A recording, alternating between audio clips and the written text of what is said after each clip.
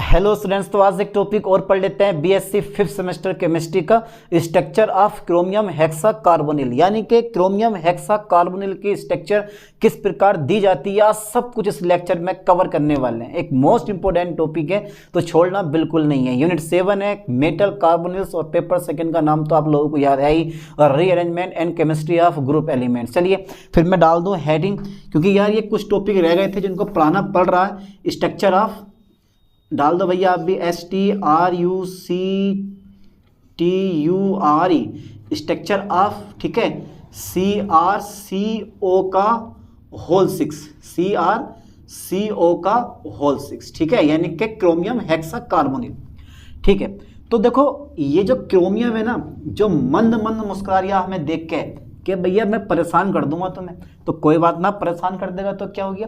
तो आपको पता होना चाहिए क्रोमियम के बाह्य कोश का जो इलेक्ट्रॉनिक विन्यास होता है वो हम निकाल लेते हैं। यानी कि क्रोमियम का, लाइन पे ध्यान देना बेटे, पहला पॉइंट है ये क्रोमियम का, ठीक है, बाह्य, ओके, बाह्य इलेक्ट्रॉनिक कन्फिग्रेशन, ठीक है, electronic, okay sir, configuration, electronic configuration, ठीक है सर, ठीक है बेटा, कितना होता है कन्फिग्रेशन, लास्ट वाला कह रहा हूं मैं, लास्ट का तो सबने पढ़ रखा है, 3D5 होता है और 4S1 होता है। ठीक है सर, मजा आ गया। ये तो सर हमें पहले से पता था कि क्रोमियम का बाह्य इलेक्ट्रॉनिक कन्फिग्रेशन कितना होता है, 3D5 4S1 होता है। अच्छा, इस कंपाउंड में यानी कि क्रोमियम हेक्सा कार्बोनिल में क्रोमियम की ऑक्सीडेशन नंबर कितना आएगा। अबे तो कार्बोनिल का ऑक्सीडेशन नंबर 0 होता है, तो क्रोमियम का तो यार ऑक्सीडेशन नंबर सर 0 आएगा। क्यों नहीं आएगा, आएगा। यानी कि क्रोमियम का जो नेक्स्ट पॉइंट है उसमें बेटा क्रोमियम का जो ऑक्सीडेशन नंबर होगा, क्रोमियम का ऑक्सीडेशन जो नंबर होगा, ऑक्सीडेशन नंबर बेटा वो कितना हो जाएगा, वो हो जाएगा तुम्हारा कितना, 0 हो जाएगा। ठीक है, कितना हो जाएगा, 0 हो जाएगा। ओके, अच्छा ठीक है, एक पॉइंट और मैं लिखवा दूं कि यार क्रोमियम की ऑक्सीडेशन नंबर कितनी, यानी कि क्रोमियम की कोऑर्डिनेशन नंबर कितना होगा, यानी कि CrCO के होल 6 में क्रोमियम का कोऑर्डिनेशन नंबर कितना होगा, तो वो होगा 6। क्योंकि आपको पता है जो कोऑर्डिनेशन नंबर होता है वो किसे कहते हैं, यानी कि सेंट्रल मेटल एटम से जुड़े लिगैंड की संख्या को हम क्या बोलते हैं, कोऑर्डिनेशन नंबर कहते हैं। तो क्रोमियम का यहां पर कोऑर्डिनेशन नंबर कितना है, 6 है, क्योंकि 6 लिगैंड क्रोमियम के साथ में जुड़े हुए हैं। तो ये लाइन में मैं लिखने वाला हूं क्रोमियम का जो क्रोमियम की कोऑर्डिनेशन नंबर, क्रोमियम की कोऑर्डिनेशन, ठीक है, क्रोमियम की कोऑर्डिनेशन नंबर कितनी आ जाएगी मेरे दोस्त, क्रोमियम की कोऑर्डिनेशन नंबर बेटा यहां पर आएगा 6। Okay, I am right. तो क्रोमियम की कोऑर्डिनेशन नंबर कितनी आएगी मेरे पास, 6 हो जाएगी। तो क्रोमियम का जो बाह्य इलेक्ट्रॉनिक कन्फिग्रेशन है वो 3D5 4S1 होता है। क्रोमियम का ऑक्सीडेशन नंबर 0 हो गया, क्रोमियम की कोऑर्डिनेशन नंबर कितना हो गया मेरे पास, 6 हो गया। चलिए अब क्रोमियम का जो है ना स्ट्रक्चर के बारे में हम डिस्कस कर लेते हैं। तो सबसे पहले जो मेरे पास क्रोमियम है इसका एटॉमिक नंबर 25 होता है, ये आप जानते हो। हाँ सर जानते हैं, पहचानते हैं। अच्छा, मैं लास्ट की बात करूंगा और आपको इलेक्ट्रॉनिक विन्यास तो इसका आता ही है, कितना होता है, 25 होता है। आप चाहो तो 1s2 करके लिख सकते हो, 1s2 2s2 2p6 3s2 3p6, और मेरे पास कितना का बेटा 3d 3p6, ठीक है, 3d5 और 4s1। ये हमारा क्या होता है, इस क्रोमियम का इलेक्ट्रॉनिक कॉन्फ़िगरेशन होता है। ठीक है, लाइन पे ध्यान देना। आप सोच रहे होगे सर 4s तो पहले आता है 3d बाद में आता, कोई दिक्कत नहीं, दोनों की ऊर्जा लगभग समान होती है। तो मैंने 3d5 पहले लिख दिया और 4s मैंने क्या कर दिया, बाद में लिख दिया, कोई दिक्कत नहीं है। तो चलिए यहाँ भी हम इस केस में भी हम यही करेंगे भैया, 3d पहले लिखेंगे ऐसे करके। Okay sir, okay okay okay okay okay okay okay. ये क्या है आपका बेटा, ये है मेरे पास 3d, 1 2 3 4 5, फिर मेरे पास क्या आ जाएगा, 4s आ जाएगा। ठीक है सर, 4s बड़ा लंबा चौड़ा बना रहे हो आप, ये मेरे पास 4s आ गया। फिर मेरे पास क्या आ जाएगा, फिर मेरे पास आ जाएगा 4p। ठीक है भैया, ठीक है सर, 3d 4s और कितना आएगा बेटा 4p आएगा। ठीक है, तो ये मैंने कर दिया नॉर्मल इलेक्ट्रॉनिक कन्फिग्रेशन। तो सब में 3D में कितने हैं 5 हैं, 1 1 1 1 1, फोर्स में कितने हैं 1 है। अब आपको पता होना चाहिए जो कार्बोनिल है यानी कि जो हमारा CO ग्रुप है, ठीक है, वो क्या है, एक स्ट्रॉन्ग लिगैंड होता है और 4s इलेक्ट्रॉन को इस 3D, ठीक है, सब सेल में भेज देता है और फिर 3D के जितने भी इलेक्ट्रॉन होते हैं उन सबको पेयर्ड कर देता है। ये मैं बाद में लिखवाऊंगा इस चीज को। मैंने क्या बोला, CO क्या है, एक स्ट्रॉन्ग लिगैंड होता है, 4s इलेक्ट्रॉन को 3D में भेज देता है, यानी कि 3D सब सेल में भेज देता है। कुल इलेक्ट्रॉनों की संख्या 6 हो जाती है और सभी के सभी यानी कि 3D के सभी इलेक्ट्रॉन पेयर्ड हो जाते हैं कुछ इस टाइप में। लाइन पे ध्यान देना बेटा ठीक से, CR इसको बोलते हैं नॉर्मल स्टेट में इलेक्ट्रॉनिक कॉन्फ़िगरेशन। ठीक है, अब ये जो है ना, ये क्या है मेरे पास बेटा, ये जो है मेरे पास, मैं यहाँ शो करूँगा, यहाँ शो करूँगा CR में, ठीक है, हाइब्रिडाइजेशन, हाइब्रिडाइजेशन। ठीक है, अब यहाँ पर क्या होगा, CR में हम हाइब्रिडाइजेशन शो कर रहे हैं। ठीक है, कर दो सर, दो बेटा सेम कहानी, मुझे इसको लेके जानी है ऐसे ही, घबराना मत बिल्कुल भी देख के इसको। 3D रहेगा, 4s रहेगा, ठीक है, फिर मेरे पास क्या रहेगा, फिर 4p रहेगा। ठीक है, इस टाइप से। ओके ओके ओके, ये थोड़ा सा बड़ा बना लो भाई, और ये यहाँ से बनाओ ठीक इसके नीचे। बाप रे बाप, बाप रे बाप, ये ऐसे करके सही नहीं लग रहा ये क्योंकि ठीक नीचे के नीचे। ओके, 1 2 3 4 5। ओके ओके, अब क्या होगा, सारे के सारे इलेक्ट्रॉन मेरे पास कैसे हो गए, पेयर्ड हो गए, 2 2 4 2 6 2 के 6 के 6। अब कितने खाली हो गए भैया, D2 खाली हो गया। ठीक है, यहाँ से यहाँ तक, तो D2sp3 क्या हो गया मेरे पास यहाँ पर बेटा, हाइब्रिडाइजेशन हो गया। हाइब्रिड यहाँ पे 1 और ये क्या कर लोगे तुम, 3 कर लो, तो D2sp3, तो 3D 4s और क्या बना मेरे पास 4p, तो क्या बन गया D2sp3 हाइब्रिडाइजेशन। हाइब्रिडाइजेशन मेरे पास बन के तैयार हो गया। यानी कि क्रोमियम में D2sp3 हाइब्रिडाइजेशन पाया जाता है। इतना दिमाग में डाल लो कि क्रोमियम में D2sp3 हाइब्रिडाइजेशन पाया जाता है। हाँ यार, CO पावरफुल लिगैंड होता है, और जो CO पावरफुल, इतना पावरफुल लिगैंड है यानी कि स्ट्रॉन्ग लिगैंड है कि क्या करता है, 4s इलेक्ट्रॉन को इधर भेज देता है और सबके सब इलेक्ट्रॉन पेयर्ड हो जाते हैं। अब 2 3 4 5 6, ठीक है, अब क्या करेगा, जो ये CO होता है कार्बोनिल, ठीक है, ये एक एक इलेक्ट्रॉन पेयर क्या करेगा, ठीक है, D2sp3 यानी कि CR के D2sp3 हाइब्रिड ऑर्बिटल को देकर कोऑर्डिनेशन बॉन्ड बनाएगा और CrCO के होल 6 की स्थापना हो जाएगी। ठीक है, चलिए मैं यहाँ पे लिख दूं, यानी कि CrCO के होल 6 का बनना, ठीक है, का बनना। अब कैसे बनेगा वो भी हम चेक कर लेते हैं। ठीक है, इस टाइप से। ठीक है, ठीक नीचे लगाओ, ये ऐसे करके। इतना मोस्ट टॉपिक नहीं है, फिर भी यह है कि पेपर में इसको सुधारे कई बार पूछा गया, इसलिए जो है मुझे करवाना पड़ रहा है। ठीक है, ये फिर इसके बाद में ठीक नीचे इसके ये, फिर इसके ठीक नीचे, ठीक है, ये अच्छा लगता है, नीचे नीचे 3D, फिर 4s और फिर मेरे पास क्या आएगा 4p आएगा, 1 2 3 4 5। ठीक है, फिर ऐसे 1 2 3। अब क्या होगा बेटा, यहाँ तो मेरे पास ऑलरेडी क्या है, इलेक्ट्रॉन भरे हुए हैं 6। ठीक है, अब देखो यहाँ पर क्या करेगा, यहाँ पर जो कहानी आएगी, यहाँ पर जो कहानी आएगी, इसमें ये वाले 2 इलेक्ट्रॉन एक कोबाल्ट देगा यानी कि कार्बोनिल देगा, फिर 2 इलेक्ट्रॉन ये वाला कार्बोनिल ग्रुप देगा, फिर 2 इलेक्ट्रॉन ये वाला देगा, 6 के 6 दे देते हैं ये, फिर ये, ठीक है, और फिर मेरे पास ये, ठीक है, ये ऐसे करके दे देते हैं, दे दिए।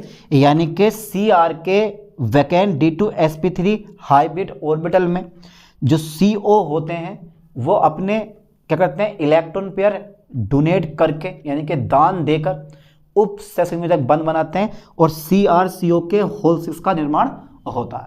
ठीक है, अब आप चाहो तो थ्योरी भी लिख सकते हो, आपकी मर्जी है, सारी कहानी आपके सामने है। ठीक है, तो मैं यहाँ पे लिख दूंगा पहले पॉइंट में कि ठीक है। तो जो कार्बोनिल होता है ना, ये कार्बोनिल ग्रुप जो होता है, ये CO जो है वो एक स्ट्रॉन्ग लिगेंड है, एक पिरवल लिगेंड है। ठीक है बेटा, एक पिरवल लिगेंड है, एक पिरवल लिगेंड है। ठीक है सर, मान लिया मैंने CO एक पिरवल लिगेंड है जो 4s इलेक्ट्रॉन को, ध्यान देना, 4s इलेक्ट्रॉन को, ठीक है, 3D, ठीक है, सब सेल में भेज देता है। 3D सब सेल में क्या करता है बेटा, भेज देता है। ठीक है, भेज देता है, देता है। ठीक है, कुल इलेक्ट्रॉनों की संख्या 6 हो जाती है। कुल इलेक्ट्रॉन्स, ठीक है, कुल इलेक्ट्रॉन्स की संख्या कितनी हो जाती है, कुल इलेक्ट्रॉन की संख्या कितनी हो जाती है बेटा, 6 हो जाती है, 6 हो जाती है। ठीक है, ठीक है, कुल इलेक्ट्रॉन की संख्या 6 हो जाती है, जिससे क्या होता है कि सबके सब इलेक्ट्रॉन पेयर्ड हो जाते हैं, अर्थात 6 हो जाती है, अर्थात CO जो होता है, CO सभी इलेक्ट्रॉन्स को क्या कर देता है बेटा, पेयर्ड कर देता है, यानी कि युग्मित कर देता है, PAIRED, पेयर्ड कर देता है। ठीक है, कर देता है। Okay okay sir, okay. लो साहब, यहाँ तक मेरी थोड़ी सी कहानी थी जो मैंने आपको बता दी। ठीक है, यानी कि CO एक पिरवल लिगेंड है जो 4s इलेक्ट्रॉन को 3D सबसेल में भेज देता है। कुल इलेक्ट्रॉन की संख्या 6 हो जाती है, अर्थात CO सभी इलेक्ट्रॉन्स को क्या कर देता है, पेयर्ड कर देता है, सारे इलेक्ट्रॉनों को पेयर्ड कर दिया। ठीक है, अब देखो क्या होता है कि इसमें जो संकरण होता है वो कौन सा पाया जाता है, यानी कि Cr में जो संकरण होता है वो कौन सा होता है, D2sp3 हाइब्रिडाइजेशन होता है। यानी कि कितने हैं, 2 d ऑर्बिटल, एक 4s और एक 4p ऑर्बिटल वैकेंट होते हैं। ध्यान देना, जिनके बीच क्या होता है, हाइब्रिडाइजेशन होता है। लाइन पे ध्यान देना, इस लाइन में मैं लिख रहा हूं, देखो ध्यान से, 3D कितने, 2 3D, ओके, 2 3D और कितने मेरे पास, 1, ओके, 4s, तथा इसको मैं ऐसे लिख दे रहा हूँ एक करके, एक 4s तथा 3 4p ऑर्बिटल क्या हो जाते हैं बेटे, ऑर्बिटल वैकेंट होते हैं, वैकेंट होते हैं। ठीक है, होते हैं, जिनके बीच क्या होता है, जिनके बीच हाइब्रिडाइजेशन होता है, जिनके बीच हाइब्रिडाइजेशन होता है, जेशन होता है। ठीक है, ठीक है। अब जो ये CO होता है, इन्हीं वैकेंट D2sp3 हाइब्रिड ऑर्बिटल में इलेक्ट्रॉन क्या करता है, इलेक्ट्रॉन युग्म या इलेक्ट्रॉन पेयर डोनेट करता है और कोऑर्डिनेशन बंध बनाता है। ठीक है, लाइन पे ध्यान देना। ठीक है, यानी कि जो CO होता है, CO जो होता है, ठीक है, क्या बेटे मेरे पास CO जो होता है वो वैकेंट, कौन से बेटे, वैकेंट मतलब खाली, D2sp3 hybrid orbital, D2sp3 hybrid orbital. ठीक है, में क्या करता है, इलेक्ट्रॉन पेयर, ठीक है, डोनेट करके यानी कि दान देकर, डोनेट करके कोऑर्डिनेशन बॉन्ड बनाता है, कोऑर्डिनेशन बॉन्ड बनाता है। ठीक है, क्या बनाता है बेटा, कोऑर्डिनेशन बॉन्ड बनाता है, तथा Cr, ठीक है, CO का होल 6 बनता है। ठीक है, ऐसा करके कंपाउंड हमारा ये बन जाता है। इतनी सी थ्योरी थी। ठीक है, अब सबके सब इलेक्ट्रॉन कैसे हैं, इसमें पेयर्ड है। जब सबके सब इलेक्ट्रॉन पेयर्ड है तो इसकी जो नेचर होगा वो कैसा होगा, डायामैग्नेटिक होता, यानी कि डायामैग्नेटिक होगा। अगर कोई भी इलेक्ट्रॉन सिंगल होता, अनपेयर होता, तो अगर कोई सिंगल इलेक्ट्रॉन होता तो वो कैसा होता, अनुचुंबकीय होता। ये पता होना चाहिए आपको, पैरामैग्नेटिक होता। अगर सिंगल इलेक्ट्रॉन यानी कि 3D में अगर सिंगल इलेक्ट्रॉन होता, यानी कि अनपेयर इलेक्ट्रॉन प्रेजेंट होता, तो ये कैसा होता, पैरामैग्नेटिक होता। और सभी इलेक्ट्रॉन पेयर्ड है तो ये कैसा है, डायामैग्नेटिक होता है। ठीक है, चलिए जरा यहाँ तक का स्क्रीनशॉट ले लो, इसके बाद देखते हैं। कर दूं मैं इसको इरेज, भैया कर दूं इसको इरेज में। चलिए मैं इसको यहाँ पे इरेज कर रहा हूँ, यहाँ पे मैं इसकी स्ट्रक्चर बना दूंगा, कोई दिक्कत नहीं है, ज़्यादा बड़ा नहीं है पॉइंट, समझ जाओगे, इतना डिफिकल्ट वाला पॉइंट नहीं है। ठीक है, यानी कि 3D ऑर्बिटल में, 3D ऑर्बिटल में सभी इलेक्ट्रॉन कैसे हैं? सभी इलेक्ट्रॉन पेयर्ड है। सभी इलेक्ट्रॉन कैसे हैं बेटे? पेयर्ड है। ठीक है, सभी इलेक्ट्रॉन पेयर्ड है, जिस कारण ये कैसा होता है? जिस कारण यह डायामैग्नेटिक होता है, डायामैग्नेटिक होता है, जिस कारण यह डायामैग्नेटिक होता है। यानी कि 3D ऑर्बिटल में सभी इलेक्ट्रॉन पेयर्ड होते हैं, जिस कारण यह डायामैग्नेटिक होता है। Am right? अच्छा, संकलन कौन सा है? CrCO के होल 6 में, यानी कि D2sp3 हाइब्रिडाइजेशन, ठीक है, पाया जाता है। ठीक है बेटा, पाया जाता है, जिस कारण इसके करती, ठीक है, जिस कारण इसकी जो शेप होती है, शेप वो कैसी होती है बेटा? ऑक्टाहेड्रल होती है। ऑक्टाहेड्रल होती है, हेड HEAD, ऑक्टाहेड्रल होती है। ठीक है, यानी कि अष्टफलकीय होती है। ओके, इसकी जो आकृति होती है, क्योंकि संकलन कौन सा है? D2sp3। अब जहां भी D2sp3 संकलन पाया जाता है उसकी आकृति अष्टफलकीय होती है, यानी कि ऑक्टाहेड्रल होती है। चलिए बना देता हूं मैं, घबराओ मत इतना जल्दी से, तुम तो यार घबराना शुरू कर दो एकदम से। चलिए देखो, बीच में मेरे पास क्या होता है? क्रोमियम एटम होता है। यहाँ मेरे पास CO रहेगा, यहाँ भी CO रहेगा, यहाँ भी CO रहेगा, यहाँ भी CO रहेगा, यहाँ भी CO रहेगा, यहाँ भी CO रहेगा।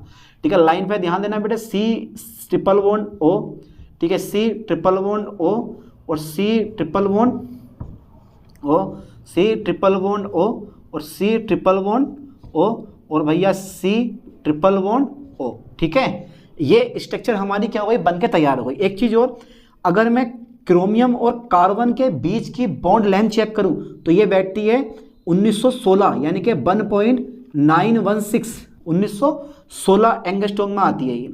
और अगर मैं कार्बन और ऑक्सीजन के बीच की बॉन्ड लेंथ चेक करूं तो ये बैठती है 1171, यानी कि 1.171 एंगस्ट्रॉम। ठीक है, ये लाइन पे ध्यान देना। और यही क्या है मेरे पास? यानी कि स्ट्रक्चर बोल दो या शेप बोल दो, STRUCTURE, स्ट्रक्चर ऑफ CrCO का होल 6। ठीक है, तो ये हमारा क्या बन गया भैया? टॉपिक बन गया। क्या है ये? डायामैग्नेटिक है। क्यों है? क्योंकि सभी इलेक्ट्रॉन हमारे कैसे इसमें पेयर्ड है। तो थ्योरी देखो मैंने सारी अपने पास से लिखी है वैसी, क्योंकि जब तक कंसेप्ट आपका क्लियर नहीं होगा तब तक आप थ्योरी नहीं लिख पाओगे किसी भी चीज़ की। तो पहले कंसेप्ट क्लियर करो, उसके बाद अच्छी तरह से प्रिपेयर करो। चलिए मिलते हैं नेक्स्ट वीडियो में नेक्स्ट लेक्चर के साथ। थैंक्स।